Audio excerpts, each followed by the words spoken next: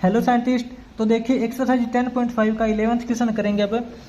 तो scientist 11th question के अंदर इसने क्या बोला है, find the equation of the locus of all points such that difference of their distance from focus is always equal to 2।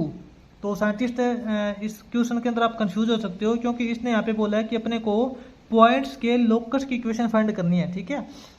तो उसके लिए साइंटिस्ट अपने को देखिए दो फोकस दे रखे हैं हाइपरबोला के लिए।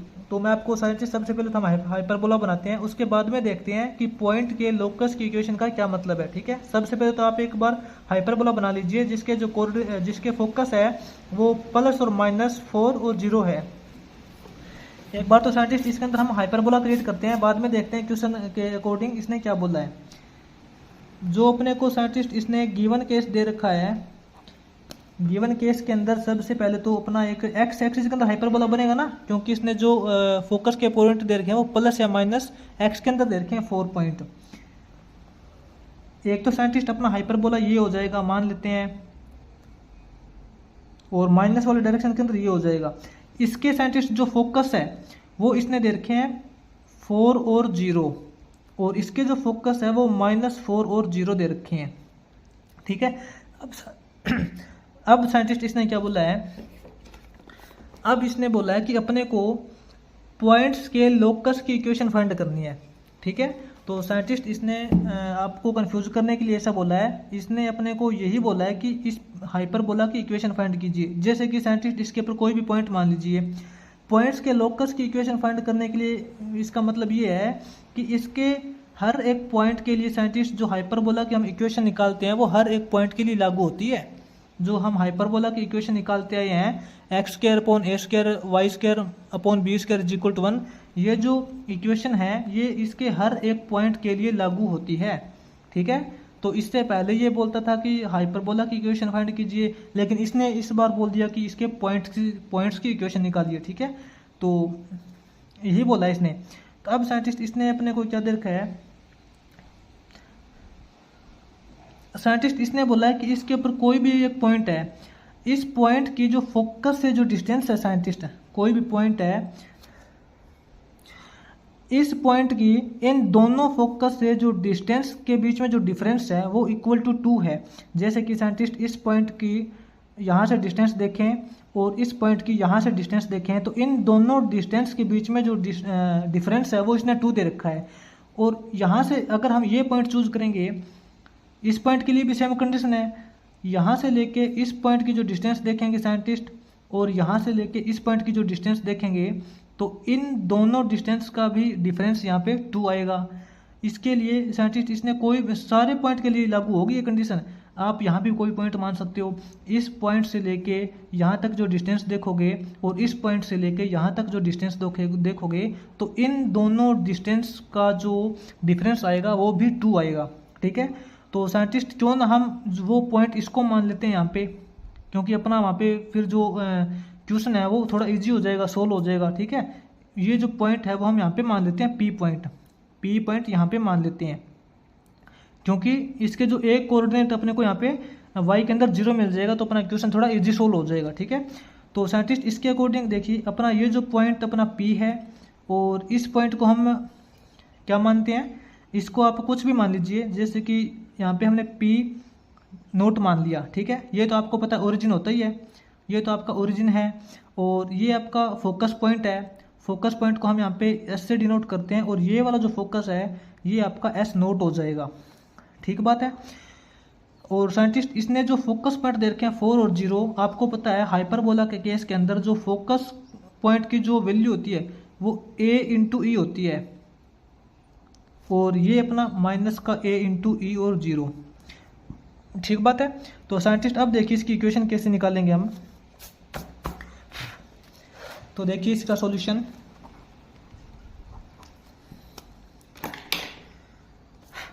साइंटिस्ट अकॉर्डिंग टू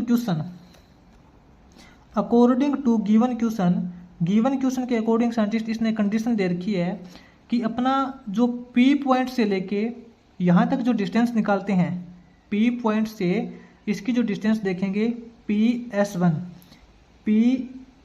की जो डिस्टेंस है और इस पी पॉइंट से यहाँ तक की जो डिस्टेंस है P S minus P S, इस पॉइंट की यहाँ से डिस्टेंस का डिफरेंस इस पॉइंट की यहाँ तक की डिस्टेंस के साथ, ठीक है, इन दोनों का जो डिफरेंस है वो इज इक्वल टू, इसने 2 दे रखा है। ठीक बात है। अब साइंटिस्ट आप देखिए इसके अंदर ये जो अपने डिस्टेंस P से लेके S नोट की जो डिस्टेंस है, P से लेके S नोट यानी कि यहाँ से लेके ये जो डिस्टेंस है इसको मैं अलग अलग 2 टुकड़ों में लिख सकता हूँ क्या? जैसे कि P से लेके O तक की डिस्टेंस यानी कि OP, ये तो आपको पता ओरिजिन है ना, तो OP प्लस OS नोट, ठीक है, OS नोट, बात तो एक ही है ना, OP प्लस OS नोट, इन दोनों डिस्टेंस को जोड़ दिया तो अपने पास PS नोट ही आएगा। ठीक है, माइनस के अंदर PS, माइनस के अंदर ये PS इज इक्वल टू 2 दे रखा है। अब साइंटिस्ट इसको एक बार थोड़ा सा और टुकड़ों के अंदर तोड़ना पड़ेगा। जो अपना OP है साइंटिस्ट, OP तो एज इट इज रहने दीजिए, प्लस के अंदर ये देखिए OS नोट, O से लेके S नोट की जो डिस्टेंस है इसको हम ऐसे लिख सकते हैं OP नोट, क्योंकि यहाँ पे देखिए साइंटिस्ट OS नोट को हम लिख रहे हैं, OS नोट यहाँ से लेके यहाँ तक की डिस्टेंस को हम लिख रहे हैं OP note plus P note S note plus P note S note, ठीक है, माइनस के अंदर PS is equal to 2।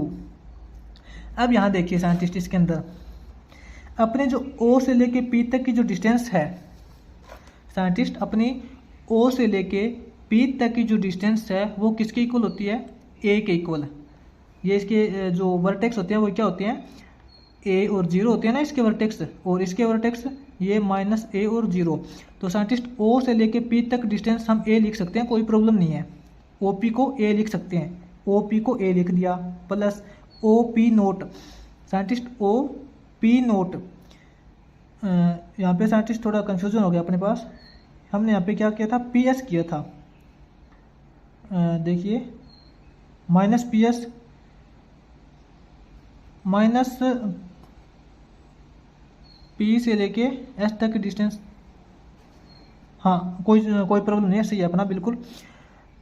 OP note scientist O से लेके P नोट, यहाँ से लेके यहाँ तक ये डिस्टेंस क्या है? ये साइंटिस्ट आप यहाँ पे माइनस A मत कर देना, ऐसा नहीं करना है कि यहाँ पे माइनस A कर देंगे।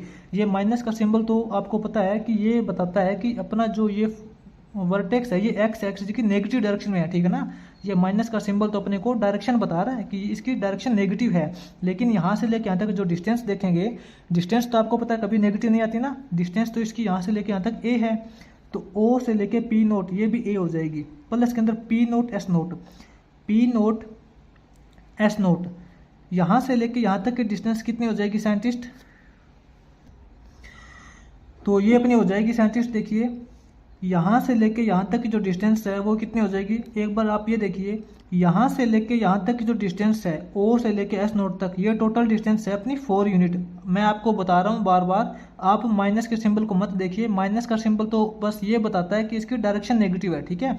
यहाँ से लेके यहाँ तक की डिस्टेंस है 4, और यहाँ से लेके यहाँ तक की डिस्टेंस है A, तो यहाँ से लेके यहाँ तक कितनी बच जाएगी? 4 में से A माइनस कर देंगे तो P note S note, P note S note की डिस्टेंस अपने पास बचेगी 4 माइनस A, तो P नोट S नोट को हम लिख देंगे 4 माइनस A, माइनस के अंदर PS, माइनस के अंदर PS, वही सेम कंडीशन साइंटिस्ट, P से लेके S तक की जो डिस्टेंस है ये अपने पास क्या हो जाएगी? P से लेके S तक की जो डिस्टेंस है वो देखिए, यहाँ से लेके यहाँ तक की डिस्टेंस है 4, और यहाँ से लेके यहाँ तक की डिस्टेंस है A, तो 4 माइनस A, माइनस के अंदर यहाँ 4 माइनस A करेंगे इज इक्वल टू 2। ये देखिए साइंटिस्ट अपना 4 माइनस A माइनस 4 माइनस ये तो कैंसिल अपने पास हो जाएगा, A प्लस A हो जाएगा अपने पास 2A, ठीक है, A plus A is equal to 2A is equal to 2, तो 2 से 2 कैंसिल, अपने पास साइंटिस्ट A की वैल्यू आ जाएगी 1, साइंटिस्ट अपने पास A की वैल्यू 1 आ चुकी है। और इसने देखिए यहाँ पे जो इसका फोकस के कोऑर्डिनेट दे रखे थे 4 अकॉर्डिंग टू क्वेश्चन, या फिर हम वैसे बोल सकते हैं according to given condition, given condition के अकॉर्डिंग इसने a इंटू ई की वैल्यू दे रखी है 4, ठीक है, यानी कि a इंटू ई क्या होता है, फोकस के कोऑर्डिनेट ही तो आते हैं, उसकी वैल्यू इसने 4 दे रखी है। तो इसके अकॉर्डिंग साइंटिस्ट a की वैल्यू तो आपके पास 1 है, a की वैल्यू 1 है, तो e की वैल्यू आपके पास आ जाएगी 4, ठीक है। तो अब साइंटिस्ट यहाँ से b की वैल्यू इजीली फाइंड कर सकते हैं।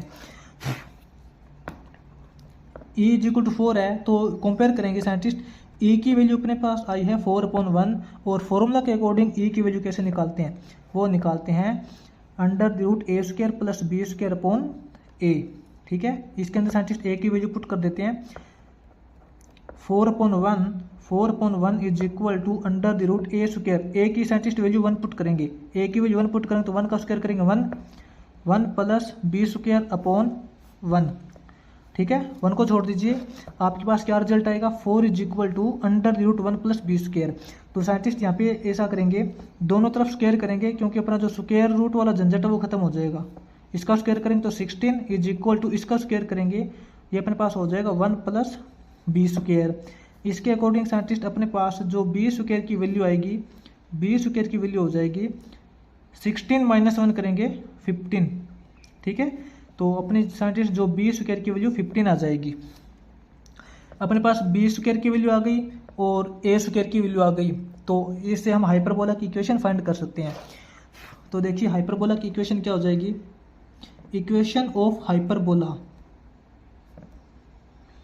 हाइपरबोला की इक्वेशन हो जाएगी साइंटिस्ट आपके पास x² a की वैल्यू आपके पास यहाँ पे 1 है, तो 1 का स्क्वायर करेंगे 1, x² + y² की वैल्यू 15 इज इक्वल टू 1 होता है। यहाँ पे साइंटिस्ट आप एलसीएम लेके भी कर सकते हो। देखिए इसका एलसीएम ले लेते हैं 15, तो अपने पास यहाँ पे तो हो जाएगा 15x² + y² is equal to 1। इसको आगे साइंटिस्ट क्या हो जाएगा, 15x² + y² is equal to 15, ठीक है। ये साइंटिस्ट अपने यहाँ पे इक्वेशन आ जाएगी। सॉरी साइंटिस्ट, यहाँ पे माइनस का सिंबल होता है, हाइपरबोला के केस में यहाँ पे माइनस का सिंबल होता है, ठीक है। अपनी ये इक्वेशन आ जाएगी 15x² - y² is equal to 15। उसके बाद साइंटिस्ट आगे से 12th क्वेश्चन करेंगे।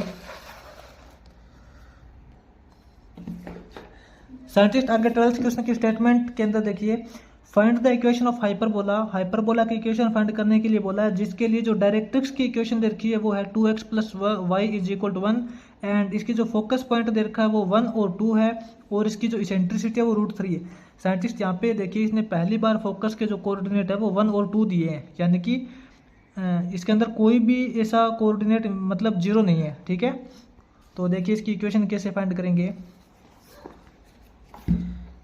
इसके लिए साइंटिस्ट सबसे पहले देखिए नोट करते हैं अपने पास जो गिवन कंडीशन है, टू गिवन कंडीशन साइंटिस्ट अपने को इसने फोकस के कोऑर्डिनेट दे रखे हैं 1 और 2।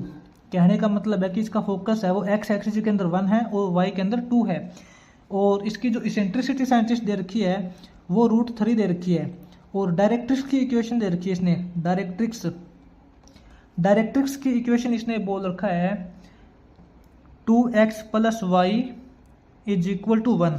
तो इसके अकॉर्डिंग साइंटिस्ट सबसे पहले तो हम हाइपरबोला क्रिएट करते हैं।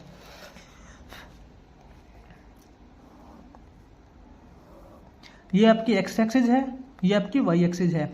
तो साइंटिस्ट इसने क्या बोला है कि जो अपना हाइपरबोला है उसका फोकस है x एक्सिस के अंदर तो 1 पॉइंट है, अपना x एक्सिस के अंदर 1 पॉइंट साइंटिस्ट यहाँ मान लेते हैं, और y एक्सिस के अंदर 2 पॉइंट है, y एक्सिस के अंदर 2 पॉइंट यहाँ, ठीक है। तो ये बनेगा x के अंदर 1 हो जाएगा और y के अंदर 2 हो जाएगा, यहाँ मान लेते हैं, कोई प्रॉब्लम नहीं है, ठीक है।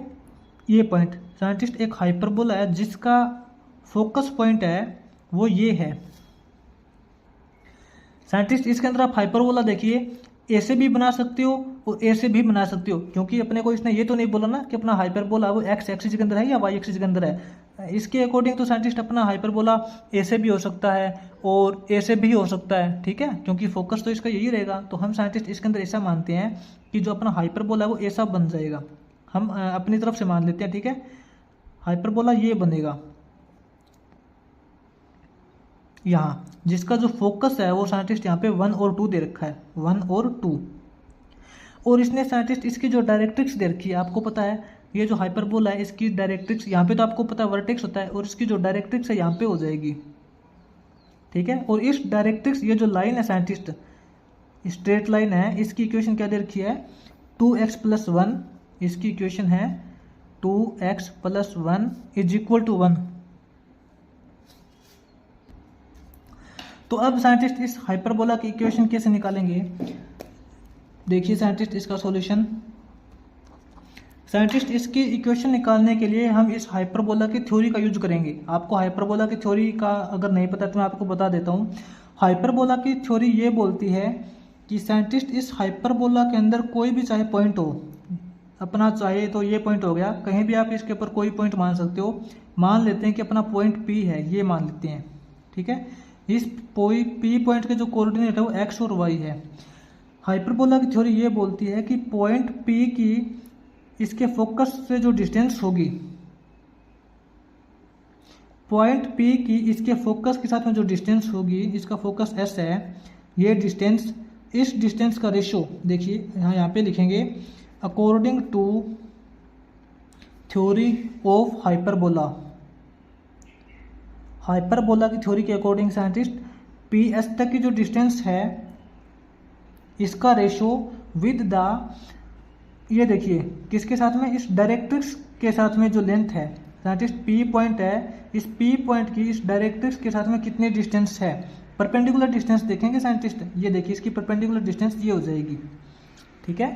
तो ये इसकी डिस्टेंस यहाँ पे पॉइंट मान लेते हैं M है, PS का रेशो विद PM वो ऑलवेज इसेंट्रिसिटी के इक्वल होता है, ठीक है ना। इसकी जो साइंटिस्ट जो अपने को इसेंट्रिसिटी देता है ना, ये रेशियो देता है, जो पॉइंट P की फोकस के साथ में जो डिस्टेंस है, इस डिस्टेंस का रेशियो इस डिस्टेंस के साथ में जो रेशियो होता है वो हमेशा कांस्टेंट रहेगा। आप इसके ऊपर कहीं भी कोई भी पॉइंट मान लीजिए, किसी भी पॉइंट की जो फोकस के साथ में जो डिस्टेंस होती है उसका रेशियो इस डायरेक्ट्रिक्स के साथ में परपेंडिकुलर लेंथ के रेशियो के साथ वो इक्वल टू E आता है, इसेंट्रिसिटी आता है, ठीक है ना। तो अब देखिए साइंटिस्ट जो P से लेके S तक की जो डिस्टेंस है, P से लेके S तक की जो डिस्टेंस है वो क्या हो जाएगी अपनी अंडर द रूट, देखिए P से लेके S तक की डिस्टेंस x - 1 का स्क्वायर प्लस y - 2 का स्क्वायर, डिस्टेंस फॉर्मूला यूज कर रहे हैं ना, y - 2 का स्क्वायर, इसके ऊपर साइंटिस्ट अंडर द रूट लगेगा, इसके ऊपर अंडर द रूट लगेगा। तो साइंटिस्ट रूट का झंझट खत्म करने के लिए क्या करते हैं कि इन दोनों का स्क्वायर कर लेते हैं बोथ साइड, अपना जो स्क्वायर रूट का झंझट खत्म हो जाएगा। अपॉन में PM का स्क्वायर, साइंटिस्ट ये जो P पॉइंट की परपेंडिकुलर लेंथ देखेंगे इस लाइन के साथ में, आपको पता है आपने जो इससे पहले चैप्टर किया था स्ट्रेट लाइन वाला, उसके अंदर हमने किया था कि किसी भी स्ट्रेट लाइन से जब पॉइंट P की परपेंडिकुलर लेंथ निकालनी हो तो क्या करते हैं, इस स्ट्रेट लाइन की इक्वेशन के अंदर x और y की जगह वो वैल्यू पुट कर देते हैं जिसकी अपने को लेंथ निकालनी है। तो साइंटिस्ट ये सेम हो जाएगा 2x + 1। इसकी इक्वेशन देखिए सबसे पहले तो क्या बनेगी 2x + 1 - 1 = 0, ये इसकी इक्वेशन हो जाएगी डायरेक्ट्रिक्स की, ठीक है। तो इसमें हो जाएगा साइंटिस्ट 2x + y - 1, ठीक है, इसका modulus upon under the root a² + b² करते थे, x के कोफिशिएंट का स्क्वायर प्लस y के कोफिशिएंट का स्क्वायर, और इसका साइंटिस्ट अपने को स्क्वायर करना है क्योंकि ये देखिए ऊपर स्क्वायर दे रखा है ना, = E², इसेंट्रिसिटी का स्क्वायर, साइंटिस्ट यहाँ पे इसेंट्रिसिटी की वैल्यू दे रखी है √3, इसका स्क्वायर करेंगे 3 हो जाएगा। बस साइंटिस्ट अपने को इसी को सोल्व करना है। अब इसको सोल्व करेंगे तो x - 1 का स्क्वायर प्लस y - 2 का स्क्वायर अपॉन, यहाँ देखिए साइंटिस्ट अब क्या करेंगे 2x + y - 1 के साथ मॉडुलस दे रखा है, और मॉडुलस का मतलब ये होता है कि अंदर वाली वैल्यू पॉजिटिव भी हो सकती है और नेगेटिव भी हो सकती है। अगर ये वैल्यू नेगेटिव भी हुई, नेगेटिव होने के बावजूद भी अगर हम इसका स्क्वायर करेंगे तो वैल्यू पॉजिटिव ही आएगी, ठीक है। तो हम इसको पॉजिटिव ही लेंगे, तो यहाँ पे लिखेंगे 2x + y - 1 का स्क्वायर, इसके अपॉन में साइंटिस्ट देखिए इसके अपॉन में दे रखा है 4 + 1 5 का स्क्वायर रूट करेंगे √5, और √5 का फिर से दोबारा से स्क्वायर करेंगे तो 5 हो जाएगा। इसके अपॉन में 5 है तो अपॉन वाला 5 ऊपर चला जाएगा, अपॉन वाला 5 ऊपर चला जाएगा, ठीक है ना, इज इक्वल टू 3। आपको साइंटिस्ट सोल्व करना आना चाहिए और कोई प्रॉब्लम नहीं है। बस यहाँ देखिए 5 इंटू, इसको सोल्व करते हैं, ये अपना हो जाएगा x square plus 1 minus 2x। इसी प्रकार ये हो जाएगा प्लस के अंदर Y square plus 4 minus 4x, ठीक है, इज इक्वल टू 3 इंटू यहाँ पे देखिए scientist 2x plus Y minus 1 का स्क्वायर ओपन करेंगे। एक बार के लिए मान लेते हैं अपना 2x प्लस वाई है, ये कंप्लीट अपना a है, कंप्लीट अपना a है, तो अपना हो जाएगा a माइनस b का स्क्वायर। तो इस टोटल का स्क्वायर करेंगे 2x प्लस वाई ए स्क्वायर, ठीक है, plus B square minus 2 into A into B करेंगे, यानी कि 2 इंटू 2x प्लस वाई, ठीक है। इसको सोल्व करते हैं साइंटिस्ट, ये अपना हो जाएगा, देखिए 5 into x square plus y square minus 2x minus 4x, 4 plus 1 करेंगे plus 5 is equal to 3 into, इसका स्क्वायर ओपन करेंगे साइंटिस्ट, ये हो जाएगा 4x square plus y square plus 2ab करते हैं, 2 टू जा 4xy हो जाएगा, माइनस 1 माइनस 2 टू जा 4x और माइनस 2y हो जाएगा, ठीक है ना, ये हो जाएगा। अब इसको सोल्व करते हैं साइंटिस्ट, इसकी मल्टीप्लाई कर लेते हैं अंदर, ये हो जाएगा 5x square minus 5y square minus 5 two जा 10x माइनस 5 फोर जा 20, सॉरी ये y है ना यहाँ पे अपना, ये देखिए y था अपना यहाँ पे, तो ये y हो जाएगा 20y, यहाँ पे 20y है साइंटिस्ट, और प्लस के अंदर 25 इज इक्वल टू, साइंटिस्ट इस कंप्लीट रिजल्ट को मल्टीप्लाई करके इस तरफ लेके आएंगे तो इनके सभी के साइन चेंज हो जाएंगे, ठीक है। ये क्या है अपना यहाँ पे 3 फोर जा 12x स्क्वायर, इस तरफ लेके आएंगे तो माइनस का 12x स्क्वायर हो जाएगा, ठीक है ना। ये 3y स्क्वायर है तो यहाँ पे माइनस का 3y स्क्वायर हो जाएगा, ये प्लस का है तो यहाँ पे माइनस का सिंबल लग जाएगा, 3 फोर जा 12xy, ये माइनस का सिंबल है तो यहाँ पे प्लस का हो जाएगा, 3 इंटू 1 करेंगे 3, माइनस का सिंबल है तो प्लस का हो जाएगा, 3 फोर जा 12x, ये माइनस का सिंबल है तो प्लस हो जाएगा, 3 टू जा 6y इज इक्वल टू 0। अब साइंटिस्ट अपने को इसी को सोल्व करना है, इतनी लंबी इक्वेशन है। देखिए यहाँ पे साइंटिस्ट एक्स स्क्वायर वाली देख लीजिए सबसे पहले, तो 5x square minus 12x square, ये हो जाएगा माइनस का 7x स्क्वायर, इन दोनों का काम खत्म हो गया, माइनस का 7x स्क्वायर। अब देखते हैं वाई स्क्वायर वाली, माइनस का 5y स्क्वायर माइनस का 3y स्क्वायर, ये हो जाएगा माइनस का 8y स्क्वायर, इन दोनों का भी काम खत्म हो गया, माइनस का 8y स्क्वायर। अब देखते हैं साइंटिस्ट एक्स वाई वाले साइंटिस्ट, इसके अंदर एक ही है, माइनस का 12xy माइनस का 12xy, इसका भी काम खत्म हो गया।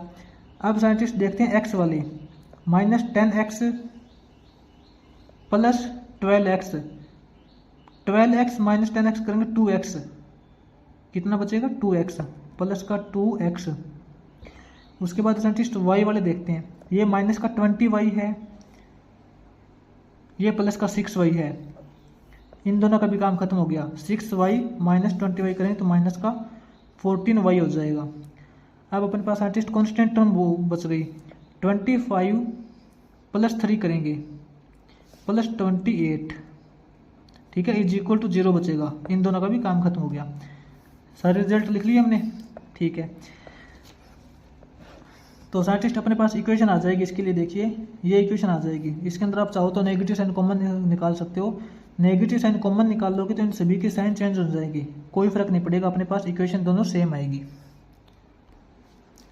अगर साइंटिस्ट आपको कहीं भी लगे कि इसके अंदर आपको साइन की प्रॉब्लम लगे या फिर कहीं वैल्यू के अंदर कुछ गड़बड़ है, तो आप यहाँ पे देख सकते हो कि इसकी जो यहाँ पे आपको अच्छे से ध्यान से सोल्व करना है, हो सकता है हमसे यहाँ पे कोई मिस्टेक हो गई हो, ठीक है, लेकिन इसकी जो इक्वेशन निकलेगी वो इसी फॉर्म में निकलेगी, इसी तरीके से निकलेगी। यहाँ से आप देख लेना कहाँ पे आपको कुछ गड़बड़ लग रही हो तो ठीक कर लेना उसको, आपको मैंने तरीका बता दिया, इस तरीके से इसकी इक्वेशन निकाली जाती है, ठीक है। उसके बाद साइंटिस्ट अपना जो 13th क्वेश्चन हो जाएगा आगे, 13th क्वेश्चन करेंगे। देखिए अब साइंटिस्ट आगे 13th क्वेश्चन की स्टेटमेंट देखिए।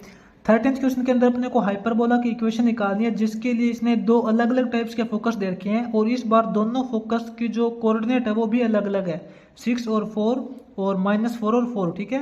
एंड इसेंट्रिसिटी दे रखी है 2। तो इसके अकॉर्डिंग देखिए साइंटिस्ट इस हाइपरबोला की इक्वेशन कैसे निकालेंगे। देखिए वैसे थोड़ा सा है तो बिल्कुल इजी, लेकिन है भी थोड़ा सा कंफ्यूजिंग टाइप का।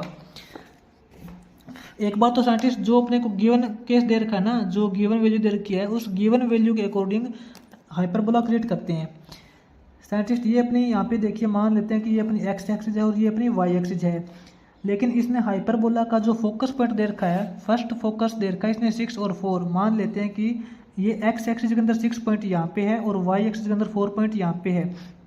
ये पॉइंट मान लेते हैं अपना 6 और 4 है, ठीक है। एक तो अपना ये फोकस हो जाएगा। सेकंड फोकस इसने दे रखा है -4 और 4। सेकंड फोकस साइंटिस्ट एक्स के अंदर -4 यहाँ पे मान लेते हैं और वाई के अंदर 4 भी यहाँ पे मान लेते हैं, ये फोकस हो जाएगा। तो इन दोनों फोकस को देखते हुए तो साइंटिस्ट अपने को लगता है कि अपना हाइपरबोला जो बनेगा वो ऐसे बनेगा,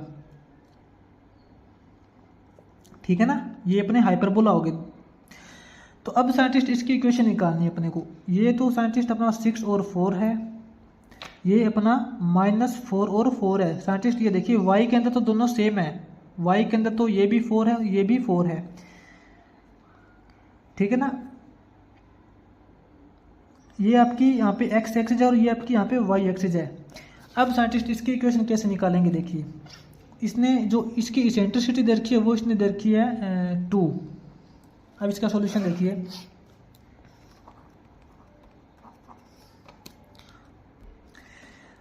साइंटिस्ट एक बात बताइए, इससे पहले जो हमने हाइपरबोला का केस पढ़ा था उसके अंदर हमने क्या पढ़ा था कि ओरिजिन से जितनी दूर इस तरफ हाइपरबोला का फोकस होता है उतनी ही दूर इस हाइपरबोला का फोकस होता है। यानी कि ओरिजिन से जो फोकस की डिस्टेंस होती है दोनों हाइपरबोला के केस में वो दोनों सेम होती थी पहले, लेकिन यहाँ पे साइंटिस्ट इसने देखिए इस हाइपरबोला में जो ओरिजिन से डिस्टेंस दे रखी है वो 6 दे रखी है और इस हाइपरबोला में जो ओरिजिन से डिस्टेंस दे रखी है वो -4 दे रखी है। तो साइंटिस्ट हम इसके अंदर एक इमेजिन कल्पना करेंगे, माइंड में इमेजिनेशन करिए कि इन दोनों फोकस का जो सेंटर कहाँ होगा, इन दोनों फोकस का सेंटर कहाँ होगा। हम मान सकते हैं कि इन दोनों का सेंटर यहाँ होगा। देखिए ऐसा मान सकते हैं कि इस पॉइंट से जितना दूर इस हाइपरबोला का फोकस है उतनी ही दूर इस हाइपरबोला का फोकस है, इसको सेंटर मान सकते हैं। इमेजिन कल्पना कर सकते हैं कि अपना ये जो ओरिजिन है, ओरिजिन तो वैसे अपना ये है लेकिन हम यहाँ पे कल्पना इमेजिन कर रहे हैं कि अपना जो सेंटर वो ये है।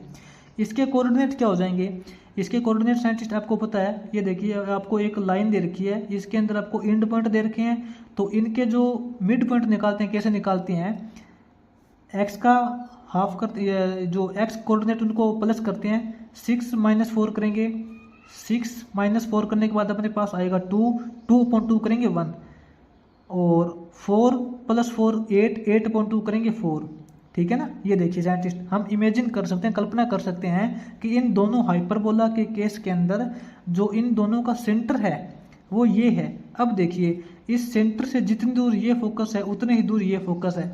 ये सेंटर साइंटिस्ट यहाँ पे 1 है, यहाँ पे इसका फोकस 6 है, तो 6 - 1 करेंगे तो यहाँ से लेके यहाँ तक की डिस्टेंस 5 यूनिट हो गई और यहाँ से लेके यहाँ तक की डिस्टेंस भी 5 यूनिट हो गई, ठीक है। क्योंकि देखिए यहाँ से लेके यहाँ तक की डिस्टेंस 4 यूनिट और 4 और 1 5 यूनिट, ठीक है ना। तो साइंटिस्ट आप यहाँ पे कंफ्यूज मत होना, मैं आपको बार बार बता रहा हूँ। ऐसा मत मानना कि यहाँ से लेके यहाँ तक की डिस्टेंस -4 है, ऐसा नहीं है, क्योंकि डिस्टेंस कभी भी माइनस के अंदर नहीं होती। ये जो माइनस का सिंबल दे रखा है, ये माइनस का सिंबल तो अपने को बस ये बता रहा है कि इसकी जो डायरेक्शन है वो एक्स एक्सिस की नेगेटिव तरफ है, ठीक है। ये तो माइनस का सिंबल तो इसकी डायरेक्शन बता रहा है, ठीक है ना। तो अब देखिए साइंटिस्ट ये जो सी पॉइंट है मान लेते हैं इन दोनों का सेंटर पॉइंट है। अब साइंटिस्ट इस सी पॉइंट को देखते हुए जो इसका वर्टेक्स है वो हम यहाँ पे ए मानते हैं, ठीक है। इसका जो ये वाला वर्टेक्स हो जाएगा ना, ये वाला वर्टेक्स यहाँ पे कितना मानेंगे, ये मानेंगे ए, और वाई के अंदर तो आपको पता है 4 है, उसको तो छोड़ ही दीजिए। और ये वाला जो वर्टेक्स वो कितना हो जाएगा, ये भी ए मानेंगे क्योंकि यहाँ से लेके जितनी दूर ये फोकस है उतनी ही दूर ये फोकस है, सेम डिस्टेंस है दोनों की, तभी तो हमने यहाँ पे इसका सेंटर माना था। तो इसका ये जो वर्टेक्स है, वर्टेक्स को छोड़िए, आप ये फोकस पॉइंट देखिए, फोकस पॉइंट के ऊपर ध्यान दीजिए।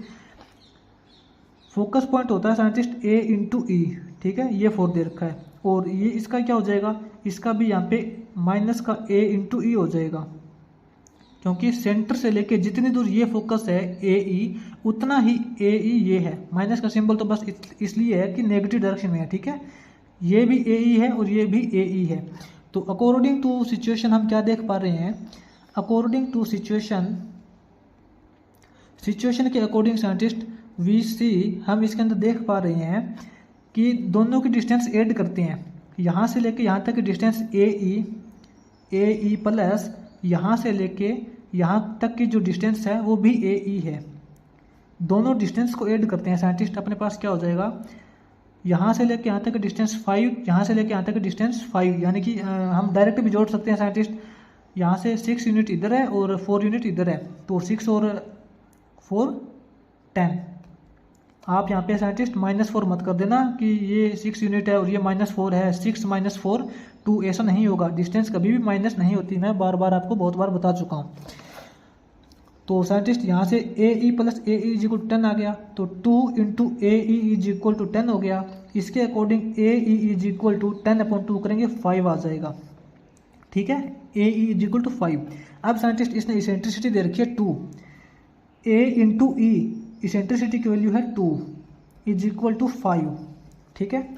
तो ए की वैल्यू आ जाएगी साइंटिस्ट अपने पास 5/2, अपने पास साइंटिस्ट ए की वैल्यू आ चुकी है, इसेंट्रिसिटी की वैल्यू दे रखी है। इन दोनों का यूज करके हम इसका बी निकालते हैं, क्योंकि आपको पता है बी निकालना जरूरी है इसके अंदर।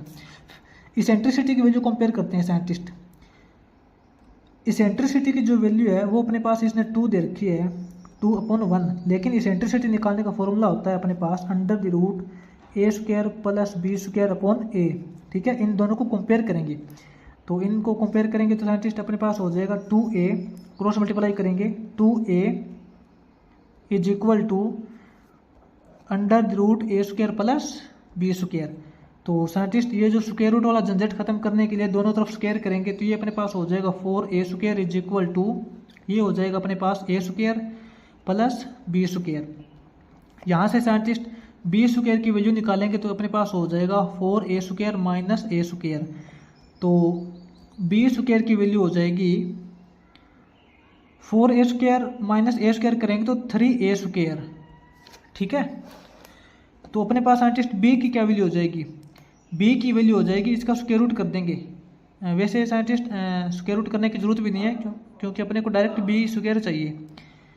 b² की वैल्यू हो जाएगी 3 इंटू a², a² क्या हो जाएगा, a की वैल्यू 5/2 है, तो इसका स्क्वायर हो जाएगा 25/4, ठीक है ना। तो साइंटिस्ट अपने पास जो b² की वैल्यू आ जाएगी वो हो जाएगी 75/4, ठीक है ना। तो साइंटिस्ट इसको ना हम नेक्स्ट पेज पे सोल्व करेंगे। अपने पास देखिए यहाँ पे a की वैल्यू आ चुकी है, अपने पास यहाँ पे a की वैल्यू आ चुकी है और b² की वैल्यू यानी कि b की वैल्यू भी आ चुकी है, a और b दोनों की वैल्यू आ चुकी है। तो देखिए साइंटिस्ट इसको नेक्स्ट पेज पे सोल्व करते हैं। साइंटिस्ट अपने पास देखिए जो a की वैल्यू थी इसके अकॉर्डिंग अपने पास a² की वैल्यू हो जाएगी 25/4 और b² की वैल्यू अपने पास आई है 75/4, ठीक है। b² की वैल्यू 75/4 आई है, 75/4। तो साइंटिस्ट देखिए अपने जो हाइपरबोला की इक्वेशन होती है, अपने जो हाइपरबोला की इक्वेशन वो क्या होती है, x² minus y² is equal to 1 होती है। तो साइंटिस्ट यहाँ पे जब हम a² और b² की ये वैल्यू पुट करेंगे तो अपना जो इक्वेशन है वो सही नहीं आएगा, क्योंकि साइंटिस्ट ये जो इक्वेशन होती है ये इक्वेशन अपनी तब होती है जब अपना जो सेंटर है वो ओरिजिन के ऊपर होता है ना। क्योंकि जो अपना हाइपरबोला है वो अगर कंप्लीटली x एक्सिस के ऊपर या फिर y एक्सिस के ऊपर होता है तब अपनी ये इक्वेशन काम करती है, लेकिन यहाँ पे जो इसका जो सेंटर हमने यहाँ पे माना है c को 1 और 4 पे। तो साइंटिस्ट इसके अंदर हम इमेजिन करेंगे कि मान लेते हैं कि अपना जो सेंटर था वो पहले यहाँ पे था और इस सेंटर को हमने उठा के मान लेते हैं कि हाथ से उठा के हमने सेंटर को यहाँ पे पुट कर दिया, 1 और 4 पे पुट कर दिया, ठीक है ना। तो साइंटिस्ट ऐसा मानते हैं कि हमने यहाँ पे ओरिजिन को यहाँ से उठा के यहाँ पे शिफ्ट कर दिया। अगर हम साइंटिस्ट इस ओरिजिन को यहाँ से लेके यहाँ पे फिर वापस लेके आना चाहें तो अपने को क्या करना पड़ेगा, x में से तो अपने को 1 माइनस करना पड़ेगा और y में से अपने को 4 माइनस करना पड़ेगा, क्योंकि जो अपना ओरिजिन है वो हमने यहाँ पे x की डायरेक्शन में तो 1 पॉइंट आगे बढ़ाया है और y की डायरेक्शन में हमने 4 यूनिट आगे बढ़ाया है, ठीक है। अगर हम चाहें इस पॉइंट को अगर वापस से ओरिजिन के ऊपर लेके आना चाहें तो अपना जो पॉइंट क्या बनेगा, x में से तो अपने को 1 कम करना पड़ेगा और y में से अपने को 4 यूनिट कम करनी पड़ेगी। ऐसा मानेंगे तभी अपना जो ओरिजिन है वो 0 0 पे आएगा। तो साइंटिस्ट यहाँ पे देखिए x में से 1 कम कीजिए, x माइनस 1 कर दिया, फिर उसका स्क्वायर। अब मानेंगे कि अपना जो ओरिजिन है वो सेंटर अपना ओरिजिन के ऊपर है, upon a square minus y square. तो इसको हम लिखेंगे साइंटिस्ट y माइनस 4। इस y को हम 4 यूनिट कम करेंगे तब हम मानेंगे कि जो अपना ओरिजिन है वो दोबारा 0 0 पे आ जाएगा, ठीक है, अपॉन b स्क्वायर। अब इसको सोल्व कीजिए साइंटिस्ट, इसको सोल्व करेंगे तो अपने पास क्या आएगा, यहाँ पे देखिए x माइनस 1 का स्क्वायर अपॉन a स्क्वायर की वैल्यू 25/4, तो यहाँ पे 25 हो जाएगा और अपॉन वाला 4 ऊपर चला जाएगा, माइनस y माइनस 4 का स्क्वायर अपॉन b स्क्वायर की वैल्यू 75/4, 75 अपॉन वाला 4 ऊपर चला जाएगा, इज इक्वल टू 1 होता है, ठीक है। अब साइंटिस्ट इसको सोल्व कीजिए।